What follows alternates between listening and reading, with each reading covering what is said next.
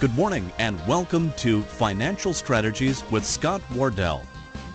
While various products may be discussed during the course of this program, please note that these discussions are intended only to educate you about financial topics. They are broad in scope and do not consider your individual personal financial situation.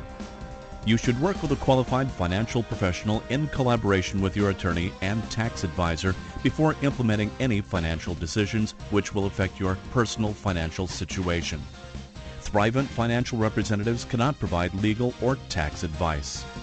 Your local Thrivent representatives are Wayne Grunkley and Alan Sogstead, 215 Atlantic Avenue, Morris. Call 589-1731. And now, Financial Strategies with Scott Wardell.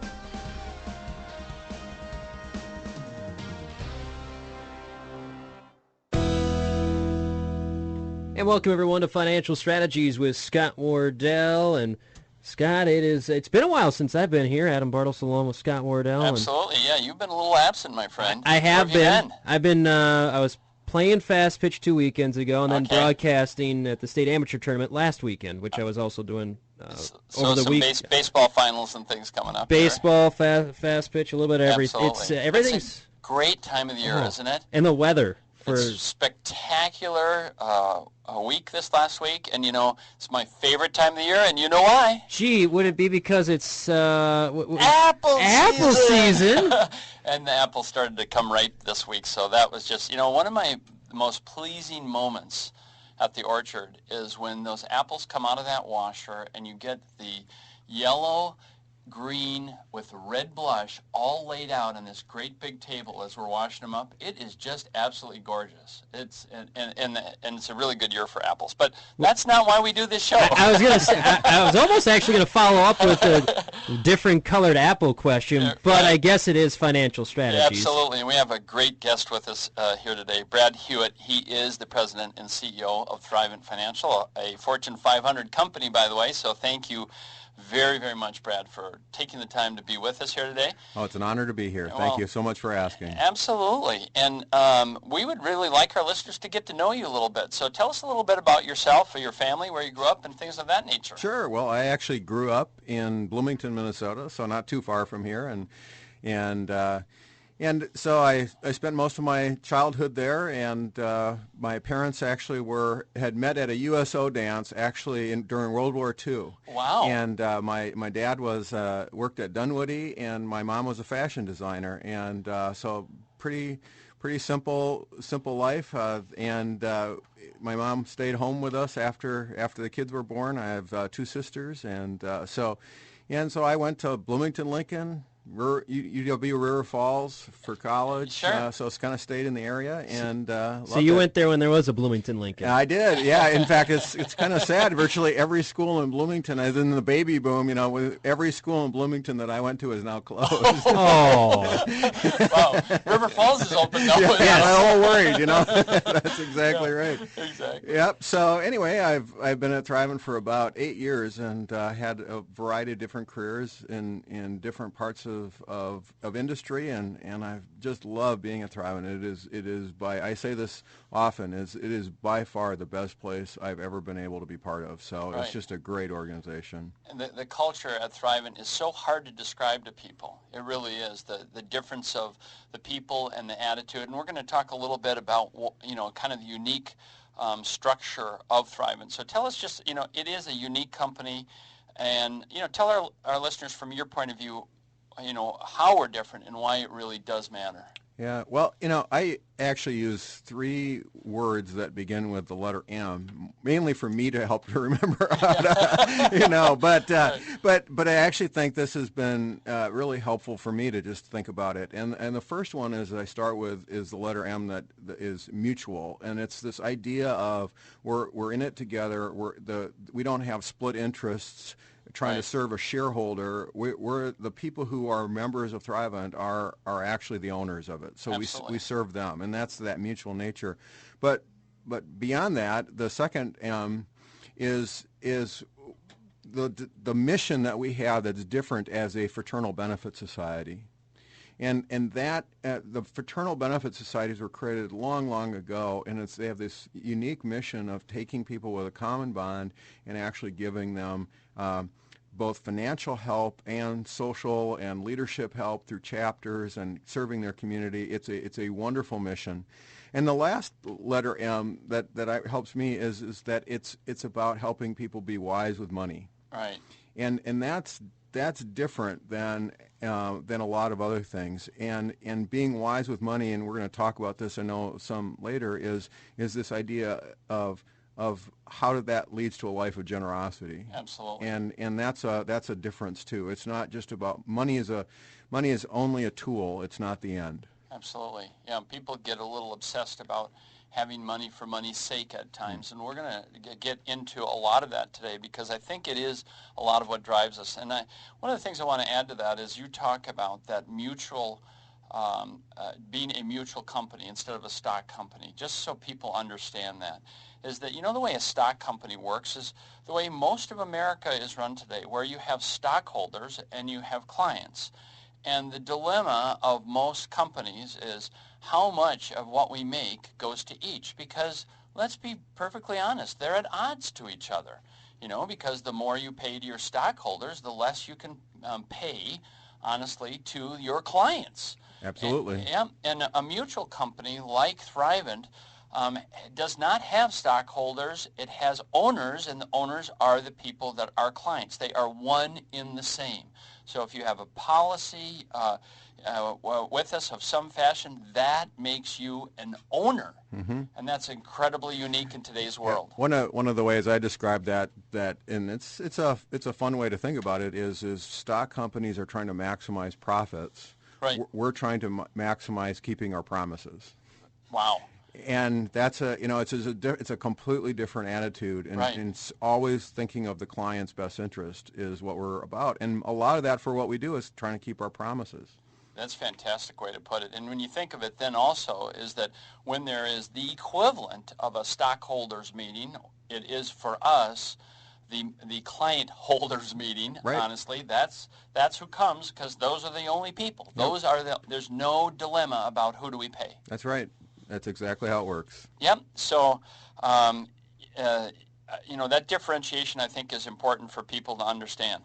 And Brad, you obviously a CEO of a Fortune 500 company. Give us your view on what's going on with the economy. Obviously, we had the week a couple of weeks ago where it was roller coaster, huge day, bad day, huge day, bad day. Everyone's gloom and doom. World's coming to an end. Stock markets are going to crumble everywhere.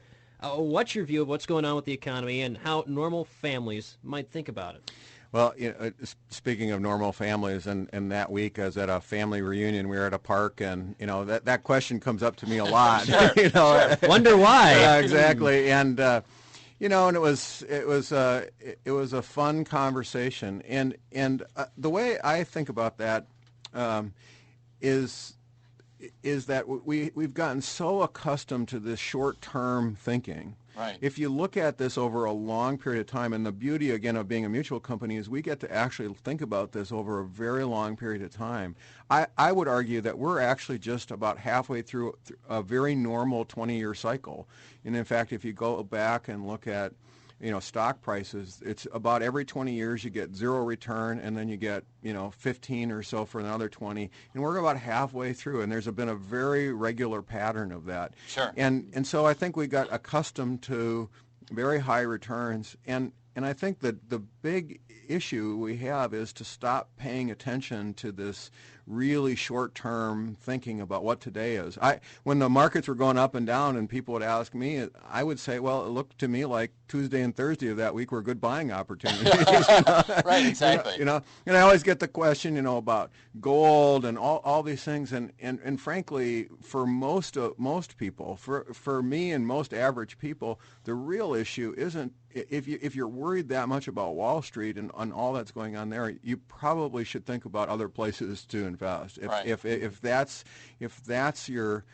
that is causing you anguish and making you worry. Other places or other ways. Other ways. Other ways, because often right. that you can use the word hedge your investment to some extent, put some protection around it, do a variety of different ways to do it, and still potentially get some growth. Absolutely. And so it's kind of plan for the long term, and not pay attention to the hype. And I think the hype is so easy to get embroiled in. Right. But it doesn't serve us very well when we're actually trying to put a plan together. Absolutely. You think of the information overload. Just recapping this particular week, of course, Stephen Jobs announces that he is, going to retire.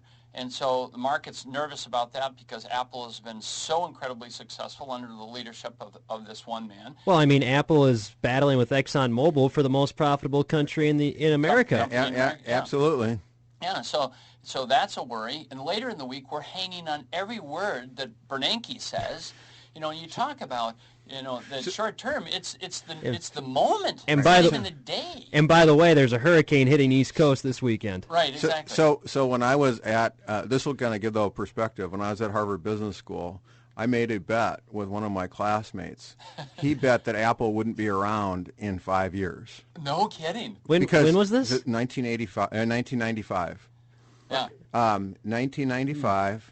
He bet that Apple wouldn't be around 5 years from now, from 1995, because at the time Microsoft dominated everything. Absolutely. The Apple PC was almost non-existent. I mean, that Right. wasn't Windows 94 was the thing everybody had. That's right. So again, if you have the longer-term view. Yep. And I actually won the bet. I don't think I ever collected.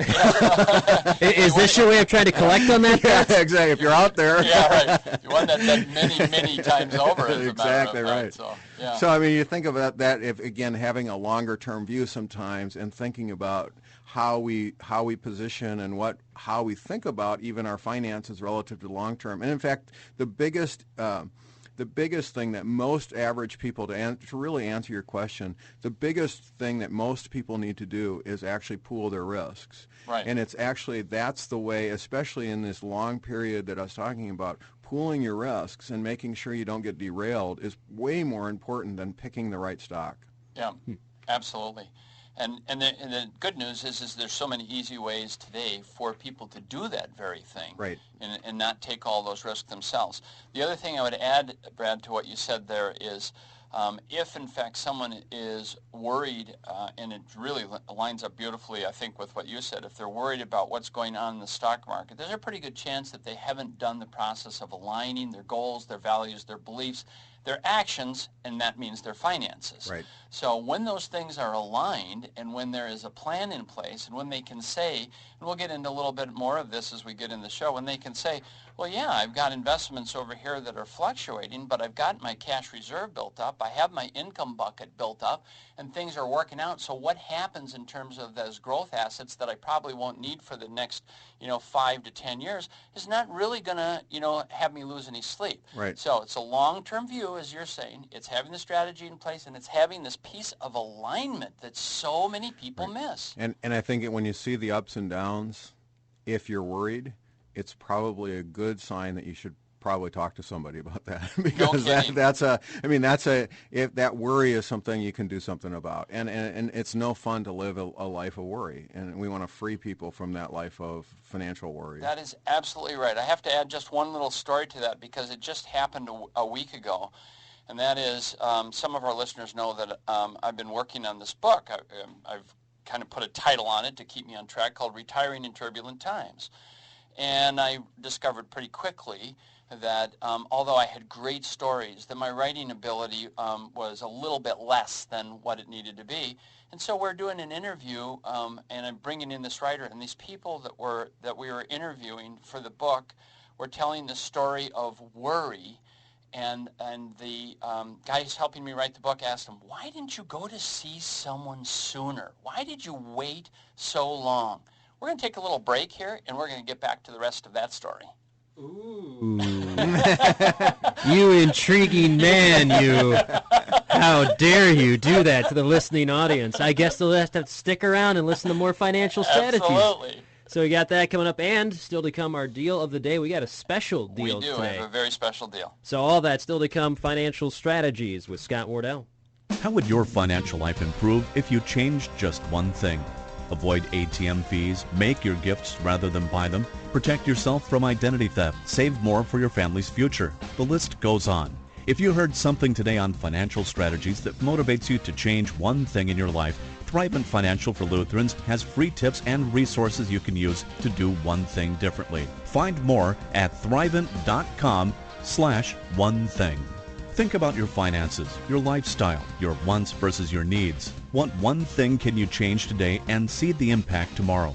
Perhaps your family will save all your change for a month and donate it to charity. Maybe you'll finally write a will. Whether you choose to start simple or take a big step, that one thing can really make a difference. If you heard something today on financial strategies that motivates you to change one thing in your financial life, Thrivent Financial for Lutherans has free tips and resources you can use to do one thing differently. Find more at thrivent.com/one thing.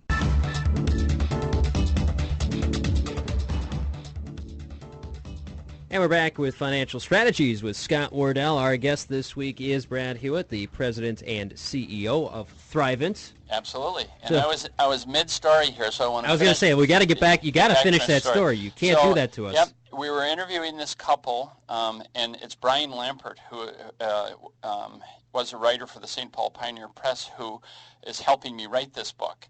And so it's really fascinating to me because I have interviewed all these people, and this one particular couple, I'd interviewed them twice already. And then I brought Brian in because he really wants to get a feel of the individual as we're writing these great stories. And so he asked them as they're disclosing their story of getting way in over their head with all sorts of debt and the stress and the worry that was associated with that debt and what they were going to do about it. He said, why? Why didn't you go see someone earlier? Why did you wait this long until, this point in the story? And they said, well, two things, and they're related, shame and embarrassment. And he said, really? Say more. And he said, well, gosh, when you get yourself in this kind of a fix, you're kind of ashamed of yourself. You hate to tell anyone about it. And he said, what's the embarrassment part? Well, it's kind of the same, except for to go to see a financial advisor or a financial planner of any sort. They often use terms and things that we don't understand, and I didn't want to feel foolish. And those two things prevented them, honestly, from getting on track for a very, very long time. And so I want to just say to our listeners, the one thing that these folks that are in this really key chapter in my book, as well as many, many other people that I've met with, is when you feel that way, know that that's the emotional bridge to cross, and any good financial advisor is going to recognize your situation and help you through it. Now, not to say that every financial advisor can also do debt counseling, because that's not really what we do either, and that's not what that client needs at this point in time. That was what they needed years ago. But the point of it is, and you made the point a moment ago, Brad, is that when you're feeling that way, right, you need to go see someone. That is the sign that I might not be able to figure this out on my own. Absolutely. In fact, this may not be appropriate for radio, but we did a research study. Do we need to get the 7-second delay ready? Maybe. But literally talking about money and having these conversations ranked below cleaning the toilet in terms of what people would rather do, because it is sometimes difficult to talk about it, to disclose what you're doing, how well you're doing, and everything. Right. And I think Scott, that's the value of having somebody who can be down to earth, share your values, be somebody who you can talk to, and I think that's somebody that is, if you know of somebody like that, that's a great resource. Absolutely, and one of the things within that is the anticipation of it is far worse than the actual event. Like most things. Right, exactly. And so almost everyone who sits down and says, one, and has that conversation, I didn't expect this conversation to be like this, because frankly, I know in my practice, fun is one of the things that we really like to have. So I didn't know this conversation was going to be like this. And I know in all of our listening area, we've got qualified people, financial representatives with Thrivent. And boy, you get a group of Thrivent people together, and there's a lot of fun that goes on. I know that happens in their offices as well. So fun is a big part of it. And that, of course, relieves the tension. We can get some important things out. And we said when we started this show, part of why we're doing this is to get people to pay attention to important things in their financial life. And this is one of those things that we hope that they pay attention to. So let's move on here. Brad, I'm a music buff, and, I actually play a little Bob Dylan along the way. Never on air. But come on! You off at the pass, Adam. I saw that glimmer in your eye. What do you mean, sir? I was of just course, gonna. one of Bob Dylan's great songs is "The Times They Are A-Changin'." The times they are changing. Absolutely. So, Brad, what big trends do you see for individuals and families that they should potentially prepare for? Because we're in changing times. Well, Adam asked the question about what was going on in the last few weeks and looking at it. I mean, one of the things that if you do look at what's going on, one of the big trends, I don't care who gets elected, what happens to tax policy, the one thing that's really clear is that more risk is going to have to be shifted to the individual from the government. Right. And so planning ahead is going to become really important. And again, it doesn't matter who gets elected, what they do with taxes. That's going to happen. There's no other. So that means doing more for yourself and planning ahead. Right. And so the way I think about that times are changing is how do you start planning ahead? And there's some natural risks that you can actually know with pretty high certainty that you need to plan for. And the one that most people need to plan for, and they don't usually, and it's one you can't insure today, it's job loss. Right. Or crop loss. You can get some insurance for that if for your apple orchard or other things. Absolutely. I mean, it's the natural things in life that are going to come your way, and having, like you said a minute ago, cash reserves and building up just the slow. There's a proverb that says, fast money goes away fast. Right. Money made little by little adds up. Absolutely. And that's that kind of cash reserve, and you just add it up, and you don't worry. It keeps the worry down. Absolutely. And then, of course, there's bunches of other risks that in your practice that come up: disability, long-term care, et cetera. Those are all things that you can actually plan for ahead of time and know that, again, to reduce the worry. Absolutely. Well, I'm going to steal another set of lyrics from that song, by the way. Oh, really? One of the verses is, "You'd better start swimming or you'll sink like a stone." And that's exactly what Brad is talking about here, is that there's no floating left. No time to float. You got to start swimming or you're going to sink like a stone. And then what that means is when we take a look at what has happened here through the Great Recession and how many people lost their jobs, one of the things that has happened to so many is some are still unemployed. Others have gone to a different status of work. So where they were a W-2 employee in the past and they had somewhat of a benefit package, often now, they're in a situation where they have to provide their own benefit package. Right. And when they come to see me, one of the things that they miss most often is this disability piece, Brad. Absolutely. Yeah, I ask them, a husband and wife, well, now one of them is still working W-2. What's your disability coverage? I don't know, half, something like that. What's yours? Don't have it. Yeah, it's the biggest unmet, most likely need that's unmet today, and so few people talk about it, and or they think they're covered at work, right, and they've never really looked into it. And I don't know about you all, but it would be hard for me to live on 50% or less of my income if that was long. And in fact, if you look at bankruptcies, most bankruptcies aren't caused by medical. They're caused by medical issues that lead to people being out of work, and then they can't pay their medical bills because they lost their job, right, or have lost their income in their job. So it is again one of those things that it's very predictable, and then unfortunately it leads to a lot of people into bankruptcies, and then frankly financial catastrophe. And it's preventable. Yeah, absolutely. You can go out and be self-insured and have a portable package. The average person today, in the course of their career, will change jobs 7 times. And when you think about that, you have to also recognize is that in between those 7 jobs, there's sometimes going to be a period of time where they are unemployed. In the past, we used to think about it as a very short time. Now we think about it as, what if it was 6 months? What if it is a year?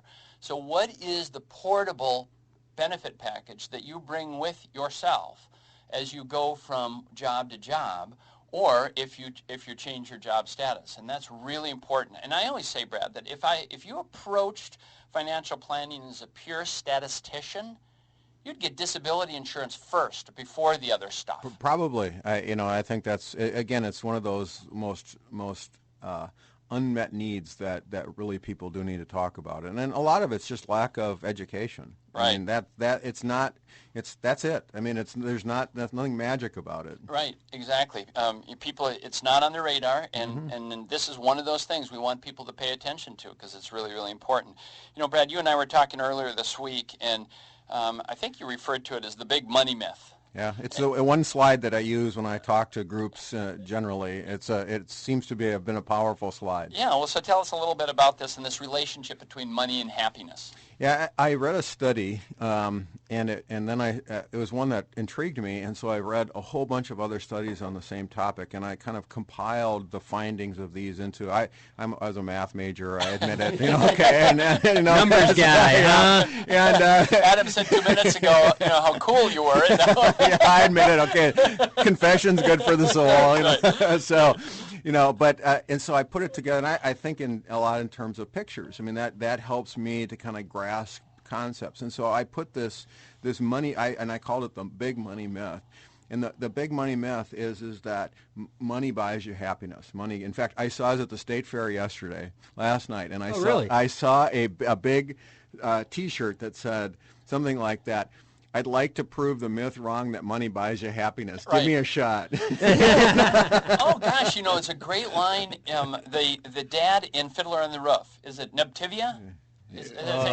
Okay. So Trivial Pursuit. It's been about 15, 20 years since I've seen it. Think of this scene though, because he has all these conversations with God by himself all the time, and it's a beautiful, really witness to how people can talk to God. I love that play. Too. And he says, Lord, if money is a curse, then smite me. That's right. Similar idea. Yeah. So here's what the graph says. I mean, it's actually quite interesting. And they studied this across all cultures, from America to Africa to Asia, and actually the results were exactly the same. And here's more or less. And even though the average incomes were dramatically different, if you're at the average household income, which in the U.S. is about $48,000. So if that's your household income, and it depends on it, you can even do this by neighborhood or area or town, whatever. It might be a little lower in Mississippi and a little higher in Minnesota. Mm-hmm. And New York City, it's probably even a lot higher. Yeah. So just don't worry about the number, but think of if you're average. You have achieved about 80+% of the happiness you're going to get out of money. And so there is actually a direct correlation of happiness and money from below average to average. Right. At average, if you go to 2 times the average, you've achieved 100% of the happiness you're ever going to get out of money. Okay. So, I mean, you think about that. That means if your household, all income in your family in the U.S. is, $96,000, there is no more happiness you're going to get out of money. Okay. And in fact, it doesn't matter how high you go, you will not get any more happiness. Your lifestyle will change, but no more happiness. Yep. Oh, we see that with a lot of folks. Now, what's interesting is giving. Yeah. Now, giving, this does actually correlate to happiness.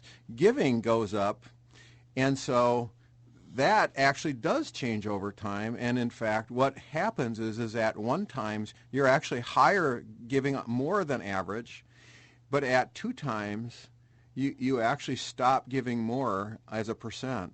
Wow. So interesting. And maybe when we come back, yeah, absolutely, we can talk about how do we connect all those together. Fantastic. So today's topic is about generosity. And so that's what we're going to really dive into here in the next half hour. And we're going to talk about the book Generosity by Gordon MacDonald and a little bit of Brad's insights into this. So stay tuned here because we've got a really good second half coming up. And the deal of the day still to come as well. Absolutely. You're listening to Financial Strategies with Scott Wardell.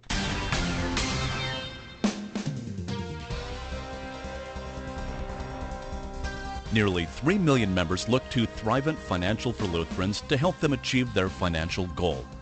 Nearly 3 million people know that Thrivent Financial is committed to excellence in financial services and caring for others. Get to know Thrivent Financial and the quality of products and services they can offer you. In Minnesota, you have a host of representatives to help you with your financial needs. Contact your local Thrivent representatives Wayne Grunkley and Alan Sogstead, 215 Atlantic Avenue, Morris. Call 589-1731 or call 1-855-346-4332.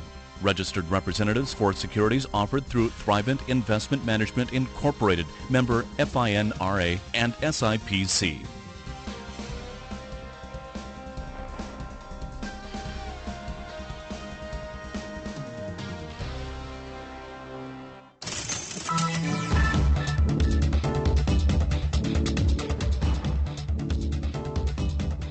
And we're back here with Financial Strategies with Scott Wardell. Our guest this week, Brad Hewitt, President and CEO of Thrivent. Yep, and we're just... No big deal. And we're just absolutely delighted to have Brad on the air with us. But I do want to take just a moment here before we finish, actually, the story that he was just telling us about the deal of the day. So people who call in today, and remember the number is 1-855-346-4332.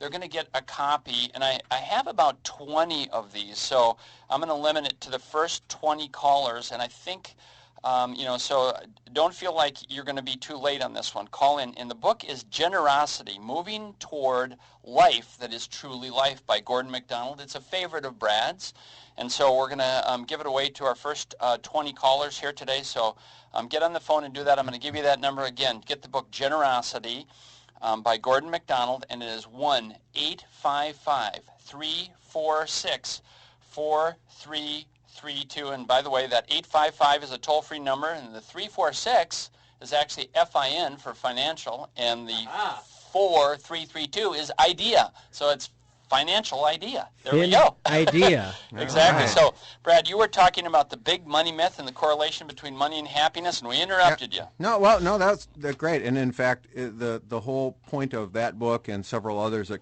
are coming out, and there's a new one that came out I was just starting to read. It's called The Genius of Generosity. And the myth is that one myth is that generosity is all about money, and it actually isn't. Living a generous life is partly about money, but it's really about having a life where you can actually live your values, and that you make money a tool instead of the myth that we have in America is that if I have more money I'll get more happiness. Partly true. It becomes a lie after a little, not too far up. But what does correlate with happiness is when you start to actually live, give, and do things that align with your values. And so one of the mentors in my life described money, and I love this, as just stored up service. Sure. and he said so the point after a while is the question is who are you serving with it? And if you only serve yourself, it becomes a burden. Absolutely. How interesting. And that's the myth is that more money always leads you to more happiness, and that's not true. And the other interesting myth is that generosity is only for the affluent, the people. The reality is in fact most of the people who are below average are actually much more generous, and in fact have an increasing happiness. So there's some these really paradoxical things as you really look at the data. Yep. Very interesting. So many times in our lives, the very thing that we think is going to help us and improve our lives and make us feel better is the very thing that doesn't do that. It's the exact opposite. Right. And I'll tell you something, my mother and many, many wise people probably said to you, Brad, as you were growing up, if you're not feeling too good, go do something for someone else. Absolutely. And this is at the core of what's different about human beings. Loving human beings, when they go out and they do something for somebody else, are far more likely to feel good about themselves. Absolutely. Than if they absorb themselves in themselves. That's breaking that myth. I mean, that's that myth. And the one other part of that myth that's actually quite interesting is at 100 times the average, Yep. happiness actually starts going down. Really? Because you have so much stuff, times. you're burdened by all your stuff. If your Oh, lifestyle has gosh. grown so much, and you just look at people who win the lottery, movie stars, the people who are in that category. Oftentimes, if they've just accumulated so much stuff, it just becomes a burden. Absolutely. You know, and it's interesting, this very same couple that I was talking about earlier, that we were doing an interview with, this couple stepped outside of their normal routine, outside of what they might ordinarily do, and they accepted an international teaching job as a way to get some travel into their lives, into what I call the pre-retirement phase here, where they're going to teach a bit, Interesting. travel. What a great strategy. It's fantastic, and one of the findings of my book, frankly, is that creativity is just as important as money preparation. Absolutely. And so when they started to step out of that box and they got this international teaching job, basically what they decided to do was to sell their stuff, because they said, well, we're going to be gone for 4 years, and just storing it and having it is not what we really want to do. So in the midst of selling their stuff, I called them and I said, I just got to check in with you. How's it going and how do you feel? And they said one word: free. Free. And I said, what do you mean free? You can't believe how freeing it is to get rid of that stuff. Yeah. Isn't that amazing? It's a great story. You work so hard to get it, and then all you want to do is get rid of it. Wouldn't it be simpler not to buy it in the first place? Sometimes. Absolutely. That'd be the simple way of going. And I know a couple people actually that have went that route too, where they've retired and you know what? They've sold the house. They live pretty much in a motorhome now, and maybe they got a cabin here or there, and that's about it. And that's And that's live what they happy, have. generous lives. I mean, Exactly. they're just free. Yeah, fantastic. Yeah. Fantastic.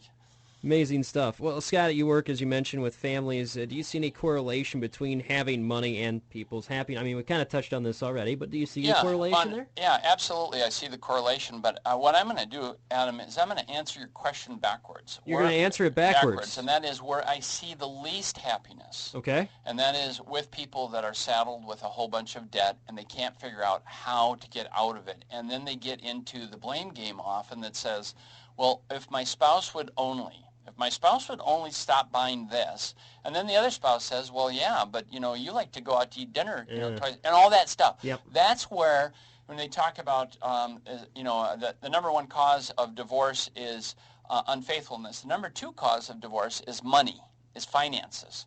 And when you start to think about that, it is when this thing gets out of control. And I want people to really think about that word. Out of control means I don't know where I'm at. We don't, from month to month, things, we can't even pay attention. We're living on whether it's day to day or week to week or paycheck to paycheck. It's that out of control. That's where people are the least happy, and how money affects their lives very, very negatively.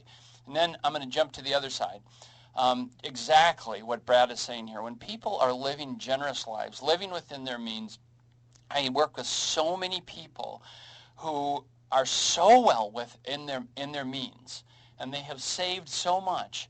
And here, not this last week, but the week before, I'm working with a couple who's been retired for a number of years, and our conversation is about this portfolio, and they've done exceptionally well, by picking stocks. The guy was a stock picker, and he's done really, really well. And so now the task is, how do we start to transfer these to charities? So they've given me a list of, I think it's about a dozen charities, and we're going to try and go through and pick the right stocks with the highest appreciated value and give between $10,000 and $20,000 to each one of them this year, and then the next year the same thing, and the following year. Now, why is it that we can only give away approximately $60,000 or $70,000 per year? Well, because there's this little IRS rule that says that you can't deduct more than half of your adjusted gross income. And here these people with this great big portfolio, are within an income that we can only give away about $60,000 a year. But what fun this is for them, I bet. To do this, to pick these, to go through this process and find out, first of all, what charities do you want to benefit? That's a nice conversation. Right. And then, send $20,000 to their favorite charity in the form of stock. Wow. And that's a lot of fun as well. And I'm sure they're probably Happy as can be. Yeah, they are. These folks don't like money that much, but they really like their charities. It's the very, very thing that you're talking about. It's exactly it. So, okay, so Brad, we've been talking about the people's happiness. Let's talk a little bit. Let's just shift gears for a moment and talk about the stages of people's life. And tell us that, I know you use these 5 S's to describe this, and I think it's one of these profoundly simple truths. Yep. And so walk us through that a little bit, and that'll help us, I think, get into this generosity discussion. Yeah, it's well, first of all, the 5 S's we did, we started to look at how people actually have a relationship with money, and so oftentimes in the financial industry, people are just categorized by amount, as if that's the most important thing. And what we've found is that amount of money is actually not a very good predictor of almost anything. Right. And so what we actually found was a good predictor is these 5 S's that I'm going to use to describe, and it's really the connection to how you think about money and how you plan for it. And so the 5 are in going from kind of bottom, probably not the way you'd want to be, to the way most people want to be. So, and they're surviving, struggling, stable, secure, and surplus. And Scott was just talking about a couple that would be an example of surplus. Right. But what I want to, again, make sure it's clear is this isn't associated with how much money you have. So let me just give you a statistic. 42% of people live paycheck to paycheck. Right.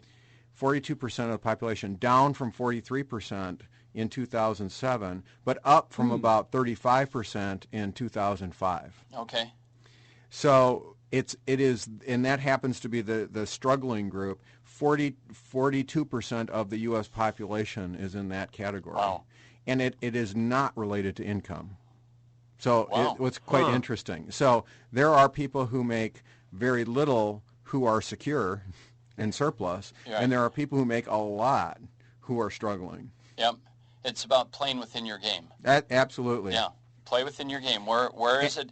Because there's all these people, and one of the common comments that clients that are struggling in that thing say to me, it seems like we should have enough money to pay for all these things. Right, but you saddled yourself with all of these monthly payments, and now you moved yourself either backwards or you never got to go forwards from what could be stable down to struggling.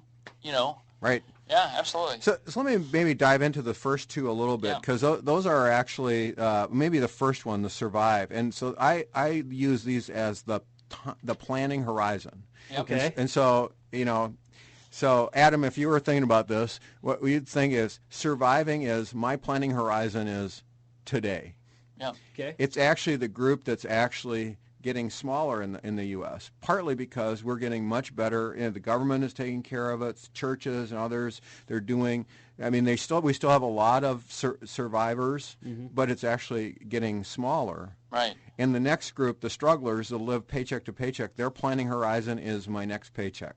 Okay, so the first group is 1 day. 1 day. 1 day. And next is 2 weeks. 2 weeks. Okay. And you can kind of get the sense. And the strugglers is the fastest growing group.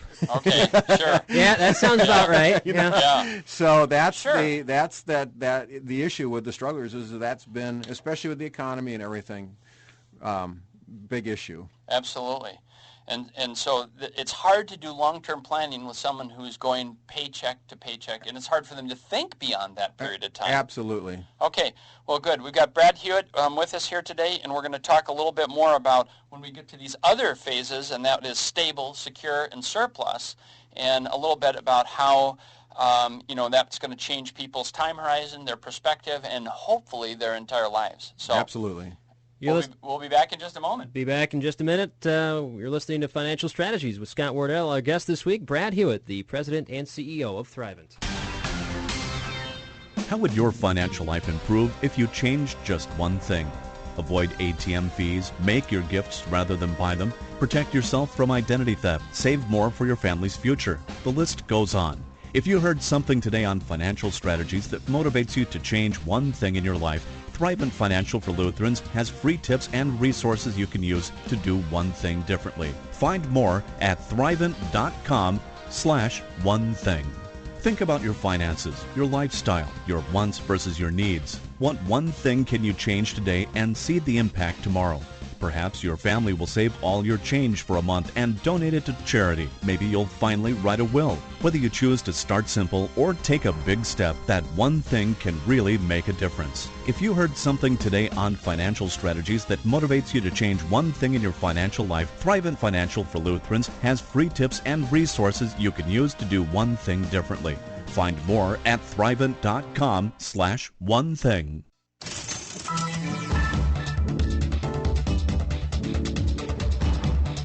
And we're back with Financial Strategies with Scott Wardell, our guest this week. Brad Hewitt, he's also the president and CEO of Thrivent as well. Absolutely, and delighted to have Brad on the show here. Glad to be here. We are really getting a little bit into these 5 S's. And Brad, so we just talked about how the strugglers and the surviving have a very short time frame, in terms of their perspective. They might be living paycheck to paycheck. Let's get into the next 2 and tell us a little bit about this. Sure, and I think the funny thing about the next one is stable. It's kind of an irony. They're the least stable. Really?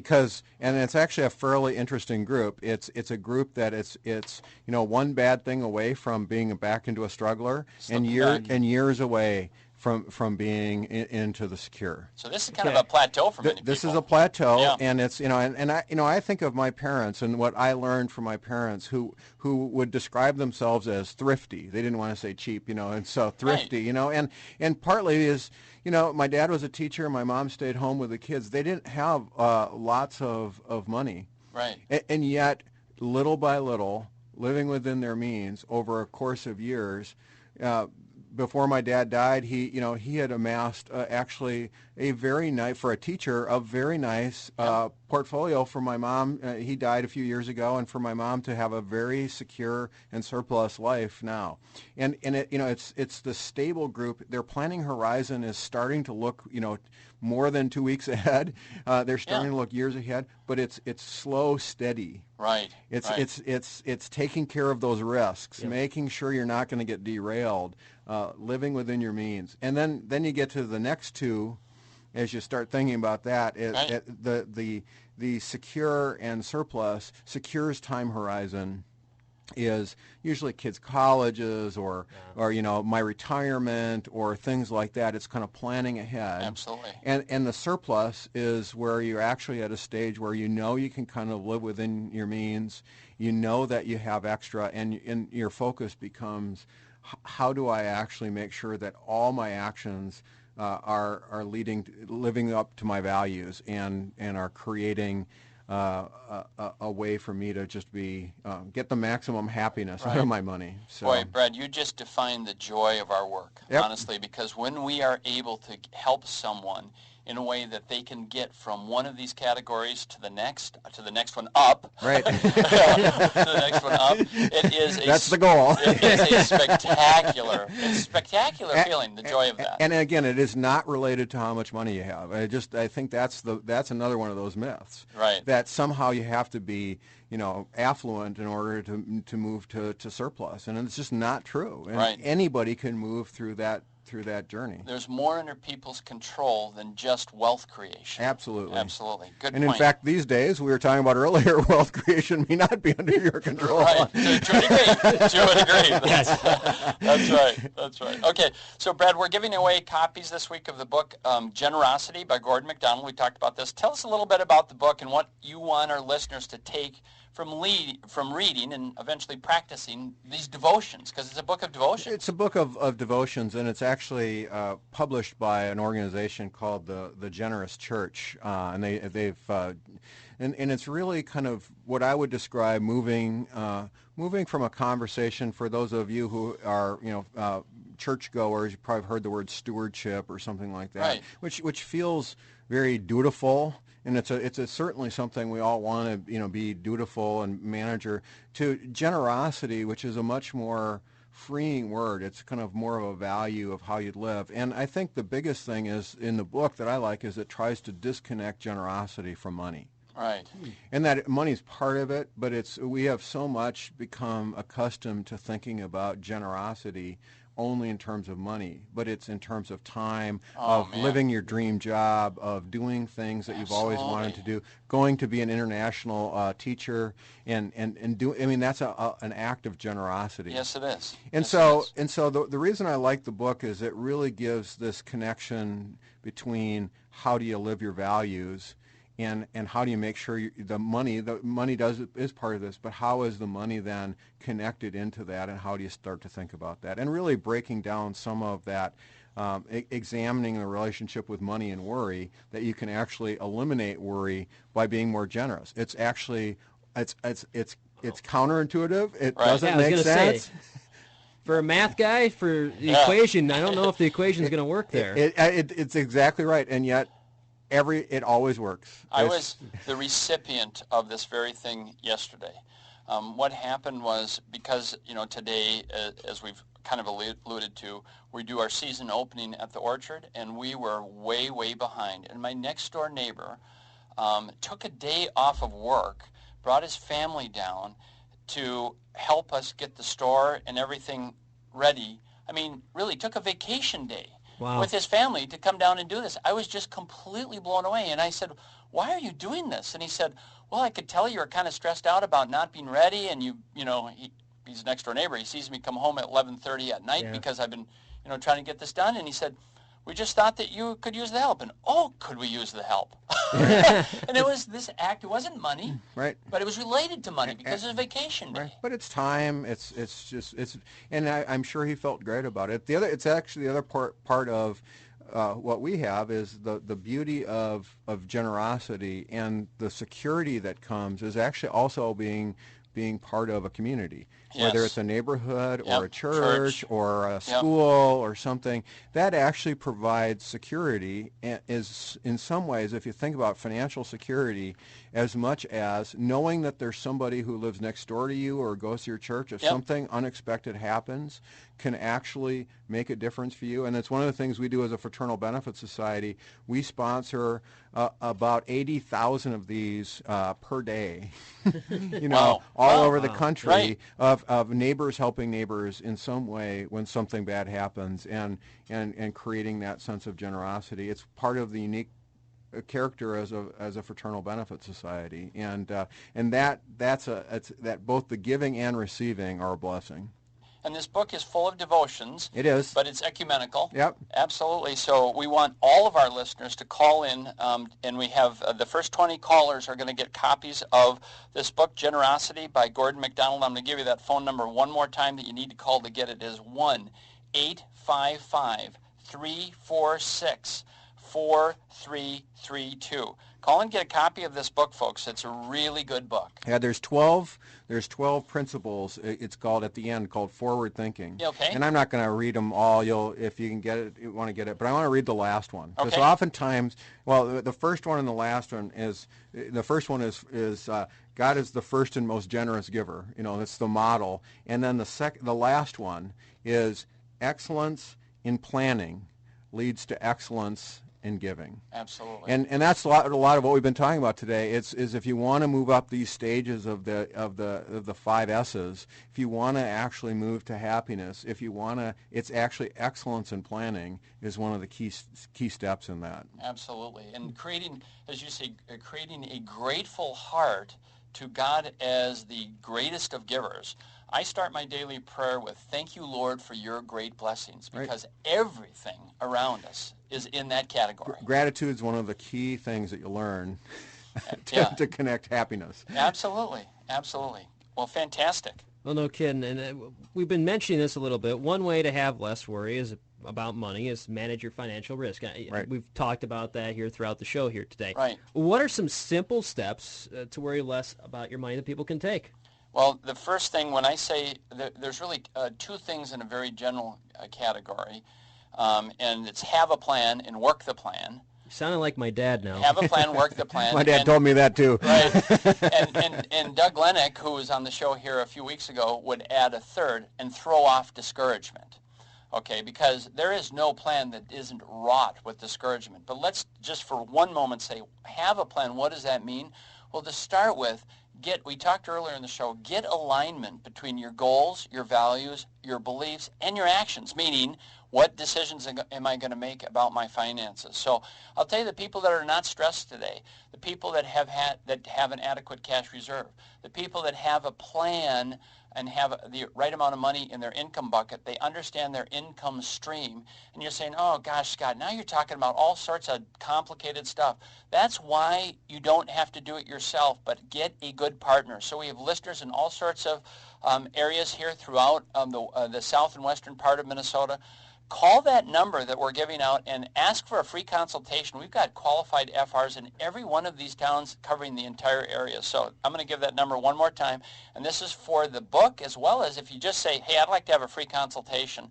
Every single one of our financial representatives in these communities who sponsor this show will give you that free consultation. It is 1-855-346-4332. But have a plan. Work the plan and make sure that plan is completely aligned with your goals, your values, your beliefs. And if you're struggling with materialism, generosity is an antidote. Yeah, absolutely. It changes the way you think about how you move through your day, frankly. And if you move through your day differently, and it isn't about, gosh, I just drove by that thing and it's on sale and I need to buy it, but rather, I cannot wait until I get to this event, whether it's Feed My Starving Children, Habitat for Humanity, or a function of your church where you are giving. That's where you're going to find your happiness. I agree 100%, Brad. Any closing words for our listeners? No, I just really appreciate the time. Thank you so much for inviting me, Scott and Adam, and it's been a real pleasure. Real pleasure. A lot of fun talking with you, and have a president and a CEO who's so down to earth. Fortune 500 company, and, I tease Brad because, he's not the guy who flies first class in the airlines, and I said, I think of all the 500 CEOs, you must be the only one who doesn't take first class to go. So congratulations to your humility. It's our members' money. Yeah, that's right. Okay, thanks, Brad. That'll do it for Financial Strategies. We hope you've enjoyed the past hour of Financial Strategies with Scott Wardell. While various products may be discussed during the course of this program, please note that these discussions are intended only to educate you about financial topics. They are broad in scope and do not consider your individual personal financial situation. You should work with a qualified financial professional in collaboration with your attorney and tax advisor before implementing any financial decisions which will affect your personal financial situation. Thrivent financial representatives cannot provide legal or tax advice. Your local Thrivent representatives are Wayne Grunkley and Alan Sogstead, 215 Atlantic Avenue, Morris. Call 589-1731. Join us again next week for Financial Strategies with Scott Wardell on KMRS Morris.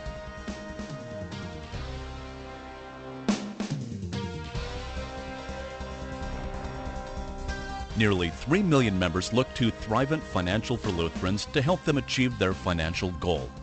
Nearly 3 million people know that Thrivent Financial is committed to excellence in financial services and caring for others. Get to know Thrivent Financial and the quality of products and services they can offer you. In Minnesota, you have a host of representatives to help you with your financial needs. Contact your local Thrivent representatives Wayne Grunkley and Alan Sogstead, 215 Atlantic Avenue, Morris. Call 589-1731 or call 1-855-346-4332. Registered representatives for securities offered through Thrivent Investment Management Incorporated, member FINRA and SIPC.